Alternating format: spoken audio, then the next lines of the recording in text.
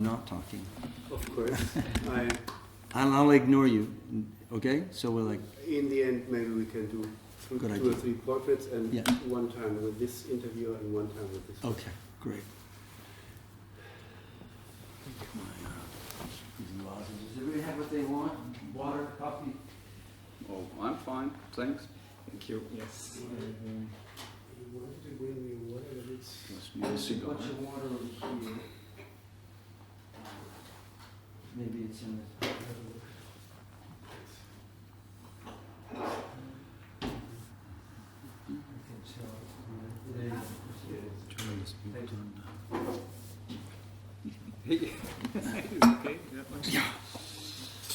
Okay. A lot of speaking today, a lot of journalists, Yeah, a lot of questions, yeah. a lot of interviews. Voice, yes. That's I like that. Yeah, I made two. Is stereo mic? It's a surround mic. Surround. Yeah. Amazing. 4 channels surround. If you want to. Either stereo, 2 channels surround, or 4 channel. Whatever you decide. On the top you can choose which I one. see. Omni and cardio. It's an old one. They got better ones now. Oh yeah? Yeah, with a real 4-channel mixer in it. And you can put some real studio mics in it. It's amazing. I like that. Well, the Zoom is really originally the one that's contained in the recorder. Mm-hmm. I heard about this because Jim Keltner said it was like a great recorder, just a great way of recording the drums. Just put them in front of the drums. Yeah. They have no one for the iPhone as well. Oh, yeah. You just put it on the iPhone, you got a Zoom. Really? It's Wow. amazing. It's really amazing. technology. Makes things much easier for us. Yeah. Shall we really start? Shall I start Yeah. or you? You allowed me to Yes. show you. I wrote a book about John, and the first thing I did is quote you, because you were born 9th of October, like John, and for me, I started with this one, and quite a lot of radio stations took that and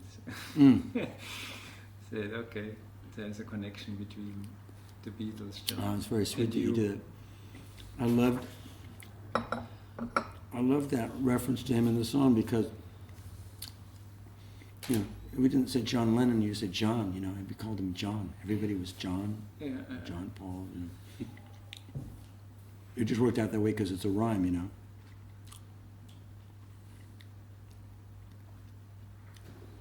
When did you first realize that you were born the same day as John? How old were you? Probably in the middle of the Beatle, you know, beginning. I mean, you knew everything about your fan, you know, like your pop stars, and I don't remember when. Okay. But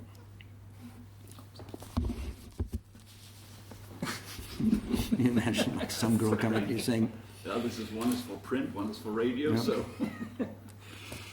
so I started, I think. Yeah, sure. John, well, you remember about the Beatles when you're, I mean, it's still kind of a magical thing that happened, right? I mean, that this band from this little smaller, you know, town in England become world popular, and at the same time, the whole world is changing so much. But everybody hears it. Everybody hears it and weighs in on whether or not they like it or they don't like it, or whether, you know, like immediately everybody sort of swept along in this wave.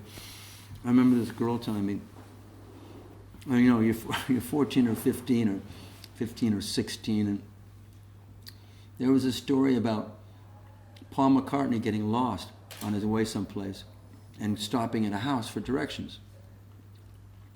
And it was a news story. It was in the newspapers about Paul McCartney walked up to the Miller's house and knocked on the door, and everyone went. And he's just asking for directions, the poor guy. He's just trying to get where he's going, but it becomes a news story.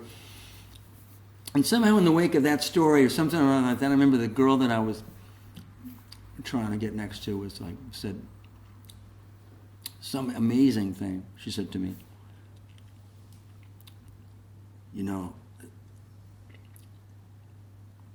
actually, I shouldn't even repeat what she said. It was such a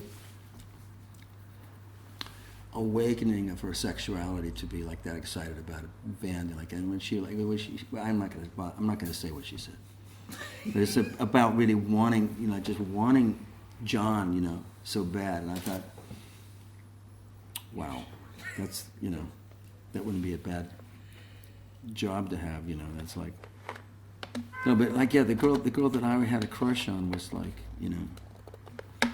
I'll tell you what she said. You just wish you could find yourself in some situation where he could use me. Really? Workings of the female. I thought, okay, use you. I'm going to work on that myself.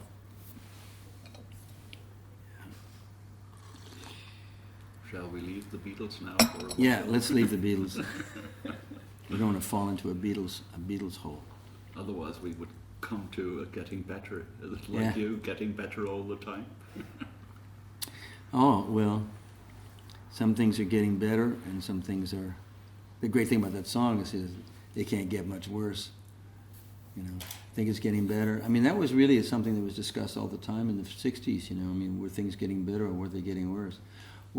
Because of our gradually developing awareness, you're becoming aware of things that had been bad for a long time. That was, but that was also one of the things that was getting better. People's awareness was greater, but you don't know whether or not the CIA just started doing what they're doing, or whether they've been doing it all along, and it's just that you just came to know about it. Now you know about it. But I mean, because you think about, you hear people always say, "Oh, times were so much simpler then." No, they were doing that shit then too. They were also doing it in the 1800s, probably. The more you read history, the more. I just started reading this book that was about the Teddy Roosevelt presidency. A total racist, a complete and utter white supremacist in the White House, and no one ever really knew because he was so brilliant. They just sort of eliminated that language, but he was raised and trained, by teachers who all believed in the superiority of the white race, and his subjugation of the Hawaiian Islands and the Philippines, and his courting of the Japanese really led to World War II. I mean, he made the Japanese want to be an imperial country. He trained them to be that. So, I mean, the origins of things are fascinating to me, how things, got the way they are. Very often, I've read books on Christianity and Islam that have, anytime they can explain how things got the way they are now, I think it's of tremendous value in the way of sort of finding your way out. Not that there's any way out of the problem we have between Christianity and Islam. But this leads to the real question. Quote you in one of your songs, as you quoted Woody and the Almanac Singers, which side are you on? Right. Yeah, I avoided trying to write that song in very much detail. The first incarnation of that song was a song called Come On, Come On, Come On, because I didn't want to call it Which Side Are You On? And because there were other songs. In fact, Annie DeFranco had one right at the same time called Which Side Are You On? It's really a technical problem. You don't want to have the same title as another song, because when they count the money of the plays, when they count, not that they pay you anymore, but if they did, you need to have your own title, especially like you have your own. But that's not really what you asked. I mean, that's that issue of identifying exactly what the sides are is the issue, not really even saying which side are you on. It's like to identify. I don't know anybody that says, "Oh yeah, I'm on the side of corporate greed and destroying the environment." No one would really claim to be on that side. I mean, you might know people who are, but they would never claim to be.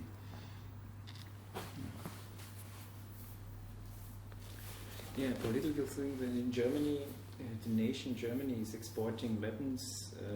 I think every year there is a little article, tiny little article in the newspaper. We are number 2 or number 3 in the world exporting weapons.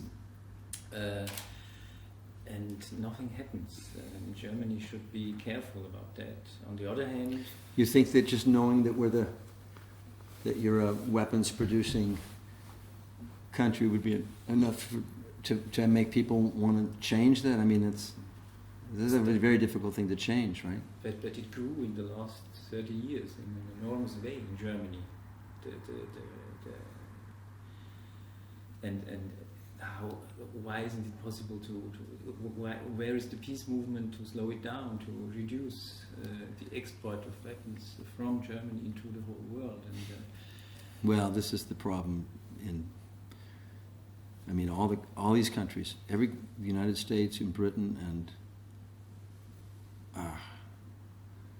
Sweden, all these countries that are basically peaceful, well, the United States is not peaceful, but it's business. It's just business. I think business is what's killing the environment, because it's something that exists above and above everything else. I mean, whether or not you're making a profit like the United States fought a Cold War for 50 years with Russia, with communists, to stop communism. Yet, we trade with China, and you would have to trade with China because it's business, because they can't. China's the largest economy, the largest, fastest growing economy, and the United States doesn't want to be left out of it. I mean, it's reasons for what the embargo on Cuba is, that's a communist country, but we trade with China. Business. Cuba doesn't have anything really to offer us, where they're worth more as a hostage to our economic interests than they are as a partner. This would lead me to the question, do you feel sometimes frustrated or sad when I made the test in the office? Everyone's connected to music, and I asked Jackson Browne, what comes to your mind? First thing was Doctor My Eyes. Nobody even remembered Late for the Sky or something like that, which was a highly praised album in the 70s, 74 was it? And so everybody, you seem to be connected to most of the people with Doctor My Eyes, and nobody really gets the songs like, as you just said, the embargo of Cuba, the Cuba songs, the political, the topical songs. Do you feel frustrated about that? No, there's those songs that, one, it's always been that way, and the power of a hit is that everybody hears it and everybody consumes it, whether they wanted to or not. So they know it because they've heard it over and over again. It's pop radio, but I still like that song. I mean, it would be terrible if I didn't like it. But matter of fact, over the years, I've become acquainted with aspects of the recording that I think are really unique. I mean, I've had a lot of bands play that song, and we always sort of we always listen to the original to no, we don't always, but occasionally I've gone back and listened to it to say, listen to what's happening and why it has this. The construction of the song, it happened in an interesting way, and I still like it, but especially in a place like Germany where I've come sporadically, I'm not really sure which songs or which periods of my work are better known. I know that at one point it seemed to me like there were a lot of people that liked Late for the Sky, or more people knew that than anything else. I don't know. It's now from what you tell me that it might be not true of England, not true of Germany as it is in England. But I mean, in some places, Dr. My Eyes was a Jackson 5 record. Right? I mean, in the United States it wasn't. They didn't have a hit with it in the United States. And it didn't deserve to be a hit either. Their recording of Dr. My Eyes was not nearly as good as I Want You Back or 1, 2, 3. I mean, those were fantastic records.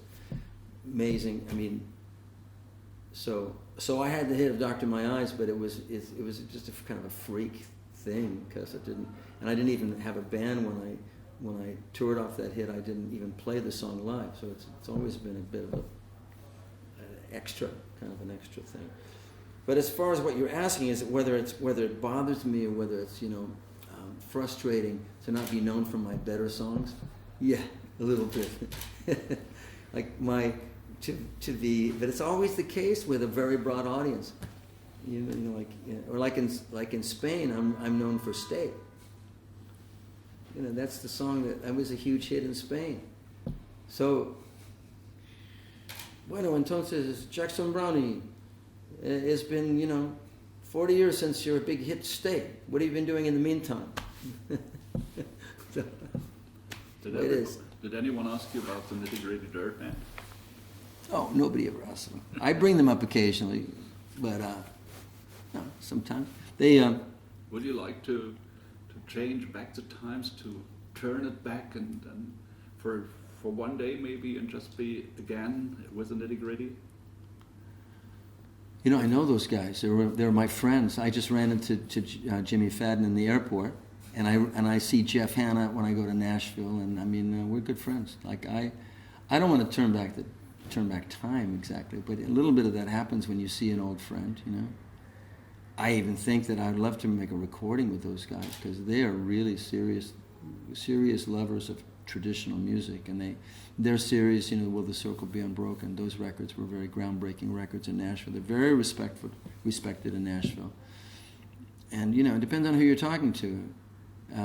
They also recorded the first versions of my friends Steve Noonan and the Greg Copeland songs. That song "Buy For Me the Rain,"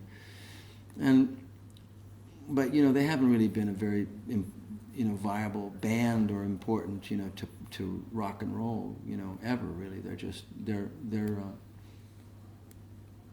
But to Americana. The what? To Americana. Yeah, to Not rock and roll, but Americana. Americana, yeah. Which is maybe better than rock and roll. Rock and roll is dead. Pop music is dead, somebody said. Americana is still... Americana is a kind of a new term for, just what's good, what you think is good at the moment. It's a label, it's useful.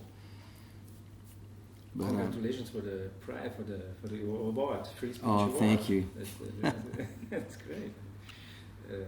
Singing with Raikuda and playing with Raikuda. The ceremony was... Did that get shown? Has that been shown? Have you seen that? It's on YouTube. Oh yeah? Yeah, it's great. It's a great moment. And your speech too. And you say... Oh my God, I better go check it out. Those kinds of events... I would just wind up with a ringing in my ears, and what was really exciting was to get to play that song for 2 days with Buddy Miller and Ry Cooder, and then when it happened live, everything was different. Sounds were different. Everything was like, so, yeah. It's from your new album, A Long Way Around. Yeah. Right? You played it with Ry Cooder. Yeah. And these are two songs talking about old times and looking back. And there are two songs on the new album, A Long Way Around. Well, they're also not just about looking back. It begins by looking back, but it goes. Yeah, sure. Yeah. And then the Words of St. Mark's. Would you like that? Thank you very much. And I have a dream. I wish that perhaps sometimes we make a new album with these two kind of songs.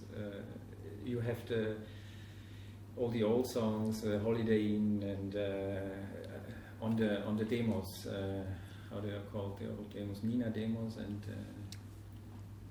the Criterion demos, yes. And there are a lot of beautiful songs, your songs, and Nightingale, only realized by Eagles, and this would be one category, like Bird of St. Mark's. And you have such a lot of stories to tell around all these old songs. And then starting from old songs like A Long Way Around these days, and opening into the present. And for me, that would be a playful, ludic, easy, a dream record. It sounds like it's my personal. Maybe you want to do that, but it would be like an exploration of the past, like a celebration of a time that is so far in the past that I'm not very motivated to do that. But like you said, you sort of categorize Long Way Around as a song that's about looking back. It's really the most contemporary song I've written. I mean, this is a song about that mentions the present in a very, I mean, first two verses are about, I'd like to see your reusable bottle. Yeah. Good on you. It's a song that starts in the past, but any song that does has got to be about the present. It's got to move back into the present. Otherwise, what are you doing?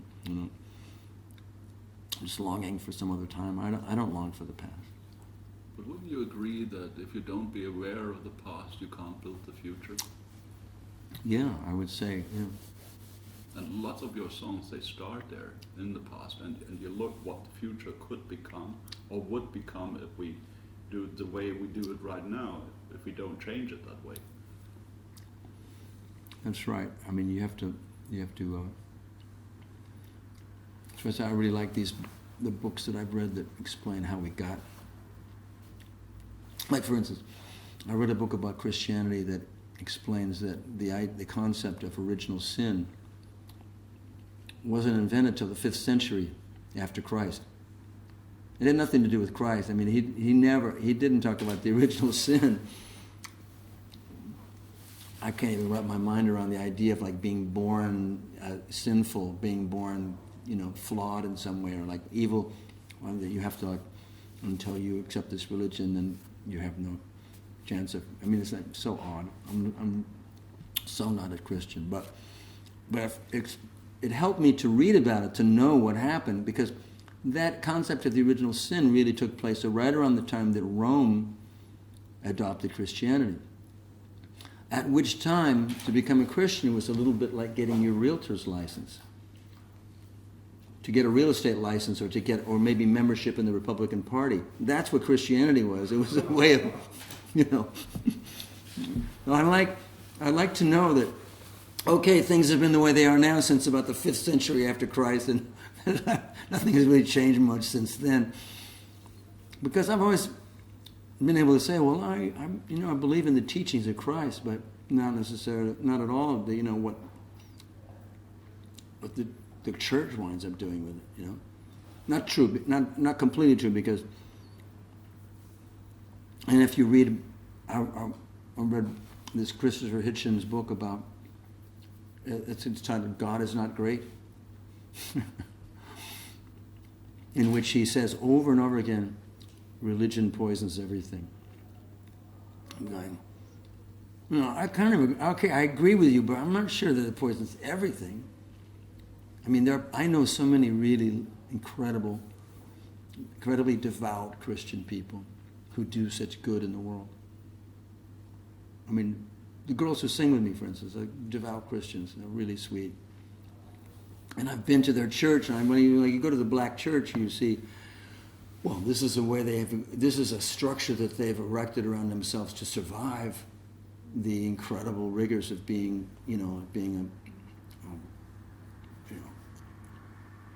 the inequities, and the outrageous way in which blacks have been treated in my country, So it's not all bad. You can't say like religion poisons everything. On the other hand, and also in reading about Islam, you realize that originally, once again, it's not the church. During the life of the Prophet Muhammad, he was a revolutionary, and like that was the first time any of those Arab people had been persuaded to believe that there's one God. He was a monotheist. Before that, there were multiple gods. And clearly, whoever had the most stuff was the one who was most favored by the gods. And they were all motivated to get more and more things because, sound familiar? I mean, it sounds like today. It sounds like whoever owns the most stuff is the one that, is the most, favored by the gods. But what happened after his death is like what always happens when people begin arguing over property and about the succession, the succession of the leadership. Well, this is right for Christianity, for Islam, and maybe even for the Jewish people, but Buddhism not. But what? For Buddhism, it's not right, because Right. in Buddhism you don't care about how rich you are, how much property you have. Right. Right. Right. Well, it shouldn't even be called a religion. No, it's not a real Not religion. really a religion. Really. Well, not the real. But no, there are pure- some militant Buddhists though in India, aren't there? Yeah. Are there like some Buddhist factions that have become? It's terrible, isn't it? I don't know very much about it, but I'm going, what? What? Yeah, I hate it. I'm a Buddhist. Are you Buddhist? Since I was 16. Uh-huh. So it's quite a long time. I'm nearly as old as you are. A friend of mine who is he thinks that I should have. He says some of my songs are really Buddhist in nature. So you should release an album called His Buddhist Hits. Yeah. Buddhist Hits, because they're about, most of them are about impermanence. It's it's the same as you mentioned Christianity, and you're reading the books about that. Have you read the Apocryphs? I don't know if that's the right word for Upper it. Cruise? Apocryphs, maybe in English. I don't know the English No. word. Apocryphs, which are books for the Bible, which were not allowed to be put in the Bible. Oh. That was in the 4th century. Uh-huh. And if you read these, you will find that in some there are the travels of Christ, of Jesus, described, and he went in these 30 years, which we don't know anything Went to about. India. He went to India. Yeah. And met the Buddhists. So, and if you compare what Buddhism said in the early years to what he said in the New Testament, it's very, Really? Very close. yeah. Very close. So. Yeah. Yeah, I've heard people refer to the book. So it's a thing that can be. It's a book you can upper. Apocryph. I can write it down. Okay. After it, so. You'd be it's a writing lot it of in books. German though, right? Upper. No, Apocryph. It's APOCRYPH. Apokryphen. Yeah. Apokryphen. Yeah. Ich weiß auch nicht, wie es auf What is it again? APO A. C R O no APOCRY PH. I'll look it afterwards. I'll look it. Apocryph. Cruz at the end. U.S. I just know the German, so it won't Apocryph. help me with the English. I will look it in my smartphone and see if it gives me the English translation for that. Sorry. Mm. This interview is going somewhere. Yeah. But not on the music. Why is the reaction in the US different than the reaction in Germany, for instance, regarding religious aspects in songs or gospel elements in songs? You have newly some gospel. Well, especially with American. Well, gospel is at the heart of all American music. I mean, that's the thing, is we are the recipients of the most incredible transfusion of African rhythm and if you look at Malian music, it is so much more complex than European music. I mean, when they say polyrhythmic, it doesn't, I mean, it explains something, that there are many rhythms going on. But it's not just that it's complex, it's that they are turning the song in ways that are so sophisticated. And that's why Afro-Cuban music is also very, very complex. And most people would argue, you know, more advanced. I mean, our music, like my son told me a few years ago, he said, "Dad, whatever you do, don't come with any country. Don't make any country music." I was thinking but country is all through my music. I've been hearing country music my entire life. I mean, the harmonies, the inflections, there's country music all through it. Yeah. What he didn't want me to do was go to Nashville and make a country record. Okay, that I agree with. I don't have to do that. But the funny thing is that America is still very racist. But those racist elements are just blind to the gifts that we've been given by black culture and by our black, and by our black population, you sometimes wonder how it is that certain ways of speaking are so indelibly ingrained in these, but they are. I mean, people. It's a way of hearing things. It's a kind of musicality, a kind of rhythmic certainty, a thing that is just very, very much a gift. It's not impossible to learn. It's not as if you have to be black. I know people who say that. I know some like Bruce Hornsby who say, when you go black, you'll never go back. He's talking about his rhythm section, but I mean, it's a very he's saying it as a joke because that's what basically, I guess, is they say that about sex. If you have sex with like you go black, you'll never go back. But he was saying it about music, and he's saying it with a sense of humor. But he's saying that his rhythm section is black. He just doesn't want to play with a white rhythm section anymore and he aspires to a kind of advancement, or an advanced state. That I think is very certainly a noble thing to. Not to be black, but to be the beneficiary of that kind of sophistication. To be adept in that kind of sophistication. Do you feel more Nashville or more Bakersfield? I would say Bakersfield. That's why you don't have to go to Nashville. Yeah, well, Nashville. I like Nashville too. It's a nice place to be, but I don't think the music, what comes out of Nashville, is always worse listening. It's a bigger kind of commercial center, and people there, the whole practice of writing songs in these, like 4 or 5 sessions a day, like I can't. But I've talked to songwriter friends of mine, Danny O'Keefe, who goes and does that. I said, really? How do you do it? He said, it's very exciting, really. You sit down with some guy, he's a country star. You know that in 45 minutes he's going to stand up, get in his pickup truck, and go pick up his kids from the Little League game, and you've got 45 minutes to connect. And, they do this. Of course, there's the very nature of the fact that they've got this organized this way means that they write a lot of crap that doesn't have to get written, that doesn't really transcend the time, the logistical time organization. But still, like, country music has got they have the most incredible turns of phrase and incredible language and wisdom.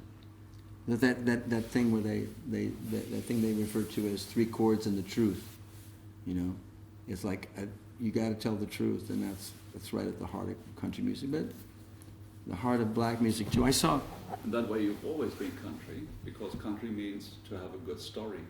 Right. That's it. That's all. That's the mystery about country music, to tell the story in the right way, and that's it. Not more, nothing less. There's also, there's a new country music, of course, and it doesn't really hold true for all the new country, but... You're not talking about Taylor Swift, are you? No, I'm not. Good. No, there are great players, and I think she's great. I think she's really good. Do you not like her? I can't stand that kind of music. And the new one, 1989, I wouldn't call that country. So I see you've listened to all that stuff. So I shouldn't stand there and say that I.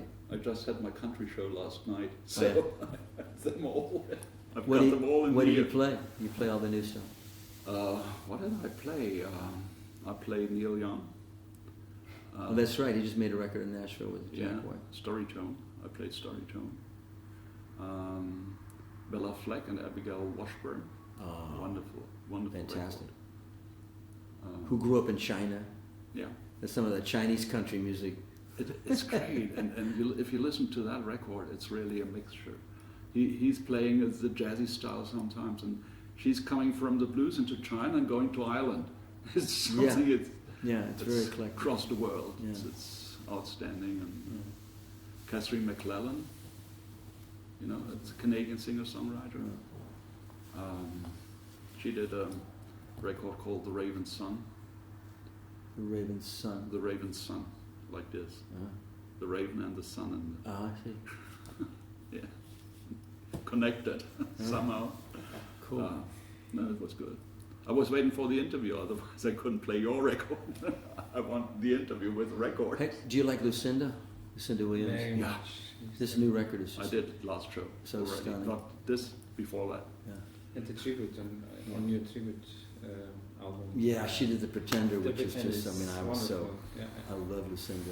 That's She's just so, one of the best. and she did it, she went to go do it with Jonathan Wilson. Do you know about Jonathan Wilson? So Jonathan produced that, and yeah, that's a really interesting record to me. But her own record, her new record, Down Where the Spirit Meets the Bone, is incredible. I think the guitar playing on the record between, Greg Leese and Val McCallum, and Greg Leese and Doug Pettibone, or some of these other players, are just fantastic. And that's Elvis Costello's rhythm section, Pete Thomas and Davey Farragher, who are in a band in L.A. with Val. My guitar player Val has got a band called Jack Shit. They would be so good here. Like Germany should discover Jack Shit. Jack Shit is such a good band. I'll send it to you. Oh yeah. I think there are so many really good bands in the U.S. I get a lot of these bluegrass bands, new grass bands, and I can't believe they're coming from North Carolina, or they're coming from Michigan, from places I've never heard of before. Really? Yeah, like Kalamazoo. No, Kalamazoo, of course. Yeah. And they're so awesome, really awesome. Yeah. Yeah. That's It's why I great. say I It's a don't great have to period of go- time because people really are playing well. People are playing. You wonder. Yeah. When you see like a band like Kings of Leon or something, you think, okay, it's another like really handsome bunch of brothers, and then like that, and you go, well, actually, they can really play their asses off. They play really well. How did that happen? Well, it's what happens if people are given. If that's what people want to hear, if you find these guys that wind up being amazing players. I mean, there are no rules. Like Val McCallum grew up in a family of actors, but he's just like. Do you know if the performances of the Americana Music Awards, will they be on a record? On a record? I don't know. They could do that. They could eventually compile some stuff. I mean, the first song of the night was Loretta Lynn, and Ry Cooder playing behind Loretta Lynn was like, and his face, you've never seen Ry Cooder smile like this. I mean, he was just like beaming. He was turning inside out with joy while he was playing with her, and she was just so swinging in time, and like it was like, Yeah, I've seen it. You saw it. Well, I have some friends, and we have the internet. But I didn't have the rights for broadcasting. Yeah. That was the problem, and I wanted to broadcast. Yeah. So you go on tour with a T-shirt, Jack Shit. All the years you went with David Lindley T-shirts on tour. Now you go Germany tour. I'm going to make a note here to send Uli Jack Shit. They've got 2 albums. They're about to make their 3rd album.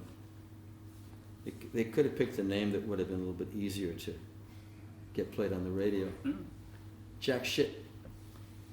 You get a picture like a 3-piece rockabilly power trio with the best bass playing you've ever heard, and great 2-part harmonies, and Pete Thomas, like the punky drummer, like Pete, like, and this Val plays all over my record, right? But he's playing the really sweet stuff. He's playing like the David Lindley terrain in my record, but what he's playing is just burning, like super lots of notes. And they're playing stuff like they cover like Rodney Crowell's Bull Rider, Bull Rider. And so Val can sing in this really, and they do Get Rhythm. They do all these, and they play. Everybody sits in with them. Lucinda Williams and. But a lot of young people drop by, and like I saw this hilarious thing where I'm sitting on the stairs above the stage at McCabe's where they were playing, and where it's become the best seat because you can see the guitarist's left hand really well, and he's playing, and over my shoulder I see that Gillian Welch and David Rawlings have come in. I go, oh wow, cool, like we're watching like that. And I assume that they're up there in that room because they know Jack Shit. But they evidently they don't, because at one point, David Rawlings is standing there, and Val keeps playing this really insane, incendiary, just burning guitar like that, and he finally goes, "All right, who is that guy?" I said, "Oh, well, that's Val McCallum." He said, "Oh, yeah, I've heard that name." And a couple minutes later, Gillian goes down there, because I guess he put out the word and invited her to come and play. So they get up there, and Gillian plays. She's up there on stage. And then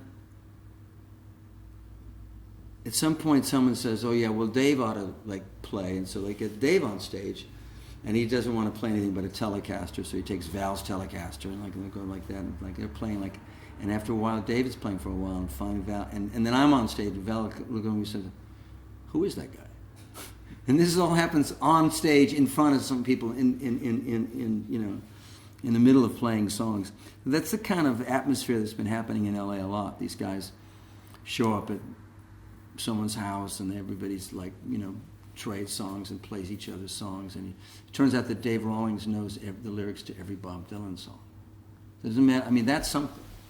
I mean, then there's certain songs, like the Change in the Guard, where they're like a million verses, and everybody it's like a bluegrass. It's a bluegrass hang, but it's really not. It's a pop. It's a song hang. It's a song. To all songs Bob Dylan wrote, not to all songs Bob Dylan sang. I'm sure he knows the ones that he sang too. He's just a big Dylan freak. I mean, Big River from Johnny Cash. Big River? Yeah. Isn't that a Bob Seger song? No, it's a Johnny Cash song. 1957. Oh. And Dylan did it on the Basement tapes. Oh, did he? Yeah. Oh. He tried to. Oh. Yeah. There are those moments in music history, like when they sang "Girl from the North Country." I always thought, well. Yeah, always when I hear him, I always have this video with him in front trying to yodel, and Johnny Cash in the back, and couldn't stop laughing. It was so terrible. Dylan didn't find any right tune, and Right. Cash was humming. I agree. Yeah, but there's some people who are very reverent about that. I don't like Dylan, so. Oh, you don't like Dylan? No, I don't. Oh my God. Yeah. The rarest of all things. I'm one of the rare people who don't like Dylan. You don't like Bob Dylan? No. Are you kidding me? No. I agree, he's a wonderful writer, and he did wonderful verses. Oh, okay. We'll have to make you a mixtape. You obviously haven't heard the right songs. You have when did you would you like lie down? Like, when did you first realize that you don't like Bob Dylan? In 1963.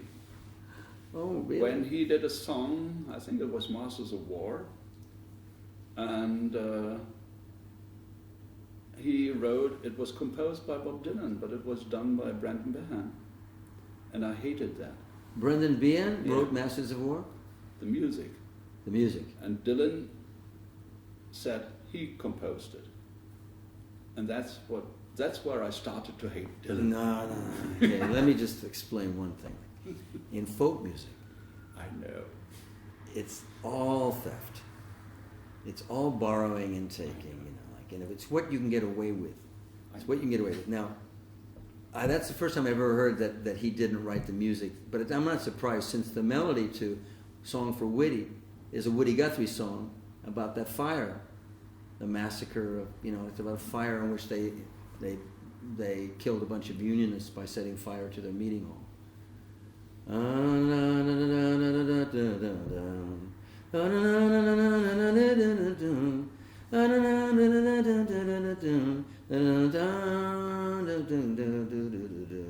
Woody Guthrie.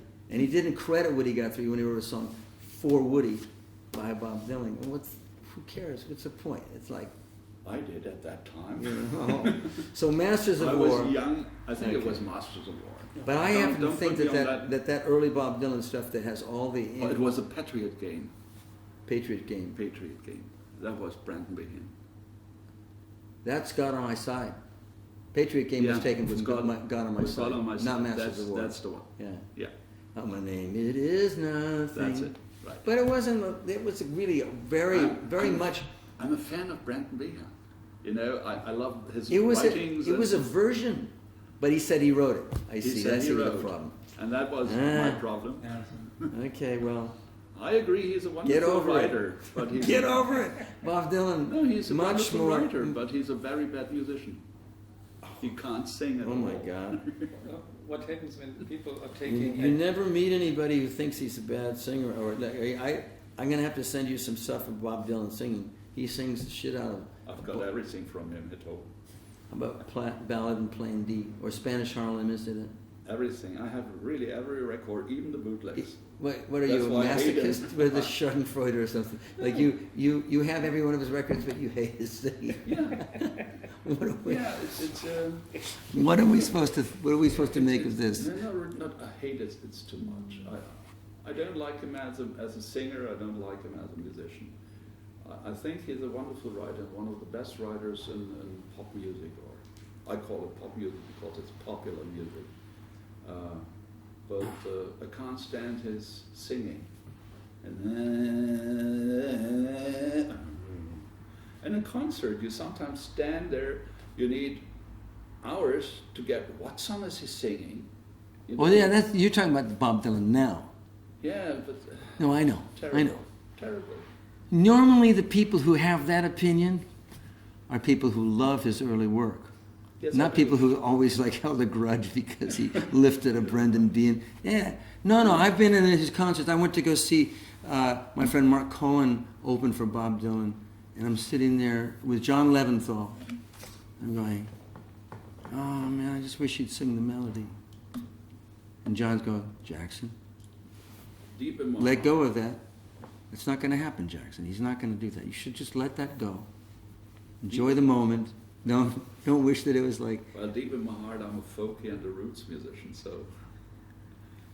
Well, Dylan is okay for me with the early songs, even the songs he did in Greenwich Village, and the cafes and all that. Although it didn't sound very good, but later on it was getting worse and worse. oh my God. Okay, you have to stop now because I couldn't disagree with you more. It's I couldn't. great You're stuff. trying to get me to react. I could not disagree with you more because right in the middle of that same period, when he was hanging around with the Irish singers, Oh, not Brendan Behan, but were the Clancy brothers. yeah. He was really influenced by Irish music. It's a moment in which he but also when he wrote Hard Rain, all the way up to like,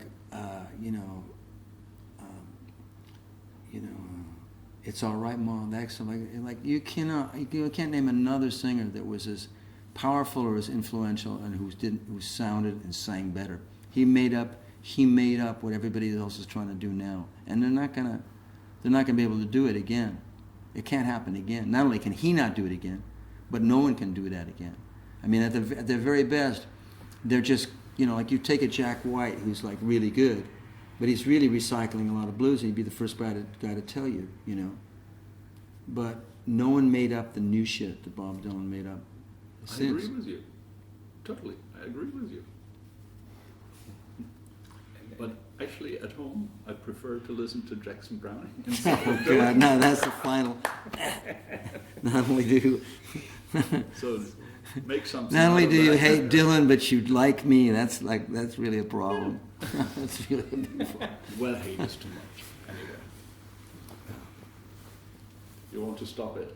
We have to. Okay. Thanks a lot. You couldn't ask many questions. You didn't get much wonderful. in. No, it's great.